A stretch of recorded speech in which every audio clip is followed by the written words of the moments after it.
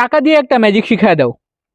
অবশ্যই এই ম্যাজিকের জন্য জাস্ট একটা নর্মাল টাকা নিয়ে নেবেন আর একটা কাগজ, আর কিছুই দরকার নেই। এবার টাকাটাকে জাস্ট কাগজের মধ্যে দিয়ে এভাবে ভাঁজ করে দিবেন। এবার একটা পেন্সিল বা কলম যে কোনো কিছু নিতে পারেন।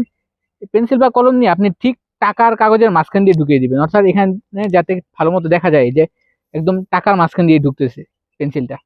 এবার আপনি টাকা সহ জাস্ট কাগজটাকে ছিদ্র করে দিবেন। এমনকি আপনি চাইলে পেন্সিল এদিক দিয়ে বেরো করে ফেলতে পারেন, কোনো সমস্যা নেই। মজার বিষয় হচ্ছে এত কিছুর পর দেখা যাবে যে আমাদের কাগজ যেটা আছে কাগজ ঠিকই ছিদ্র হয়ে গেছে, কিন্তু আমাদের টাকা একদম অক্ষত, টাকায় কোনো ছিদ্র হয়নি। আমি বল দিচ্ছি এই ম্যাজিকের জন্য আপনাকে কি করতে হবে। আপনাকে দেশের টাকার নোট নিতে হবে আর টাকাটাকে ছিদ্র করতে হবে। আমি দেখাচ্ছি কোন দিক দিয়ে কাটতে হবে। ঠিক এই বরাবর এই সাইডে এভাবে ছিদ্র করতে হবে।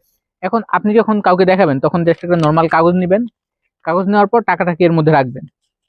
এবার যখন আপনি পেন্সিলটাকে দিবেন তখন আপনি এই ছিদ্রর মাঝখান দিয়ে পেন্সিলটা দিবেন, অর্থাৎ এই দিক দিয়ে। আশা করি দেখা যাচ্ছে। এবার যখন আপনি জাস্ট নর্মাল ভাবে প্রেস করবেন তখন দেখা যাবে যে কাগজ ছিঁড়ে গেছে, কিন্তু টাকার আসলে কিছুই হয় নাই, কারণ টাকাটা আগে থেকে এখানে ছিদ্র করা ছিল। আশা করি ম্যাজিকটা খুবই ভালো লাগছে। সবাইকে অনেক অনেক ধন্যবাদ।